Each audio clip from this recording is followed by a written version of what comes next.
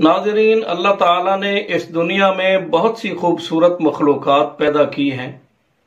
कई परिंदे और जानवर बहुत ही खूबसूरत होते हैं और बाज़ परिंदे ऐसे भी होते हैं कि जिन्हें देखकर देखने वालों का दिल करता है कि जब ये इतने खूबसूरत हैं तो इनका गोश्त कितना लजीज होगा, क्यों ना इनका गोश्त खाया जाए। लेकिन फिर दिल में ख्याल पैदा होता है कि पता नहीं ये हलाल हैं या हराम। नाज़रीन, कुछ परिंदे ऐसे हैं जिनके बारे में सबको मालूम है कि ये हलाल हैं और खाए जाते हैं।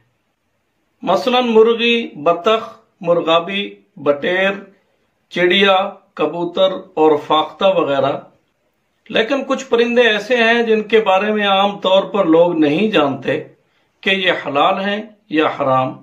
मसलन तोता, मोर, तीतर, बगला, कोयल, लाली, शुतुरमुर्ग। तो उनके बारे में जानने के लिए एक हदीस पाक सुने जो कि सही मुस्लिम, मुस्नद अहमद, सुनन अबू दाऊद, सुनन इब्न माजा और सही इब्न हिब्बान में है।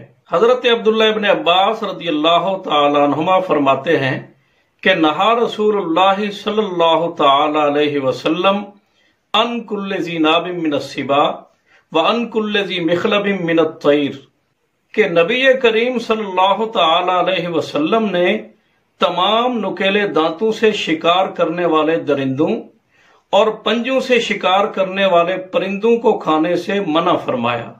इससे हमें हराम और हलाल परिंदों को पहचानने का आसान सा उसूल मालूम हुआ। आप भी याद रख लें और हर परिंदे में इस उसूल को देखें कि जो परिंदा पंजों से शिकार करता हो वो हराम है, जैसे बाज, शिकरा, चील, गिद्ध वगैरह।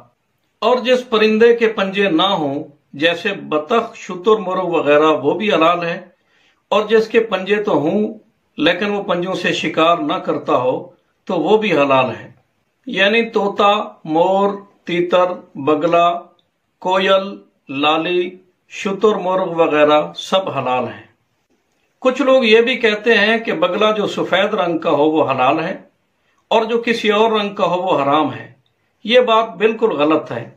तमाम किस्म के बगले हलाल हैं। इसके अलावा कौवा अगरचे पंजों से शिकार नहीं करता, लेकिन सही बुखारी, सही मुस्लिम और इब्न माजा की हदीस की रूह से हराम है। मुफ्ती नूरुल्लाह नईमी रहमतुल्लाह ताला अलैह ने फतावा नूरिया में परिंदों के हवाले से एक कायदा और भी बयान किया है। वो फरमाते हैं कि जिन परिंदों की चोंच मुड़ी हुई है वो तोते के सिवा सब हराम है और जिनकी चोंच सीधी है वो कौवे के सिवा सब हलाल हैं। उल्लू और चमगादड़ को अगरचे कई फुकहा ने हलाल लिखा है, लेकिन दुरुस्त कौल ये है कि ये दोनों भी हराम हैं।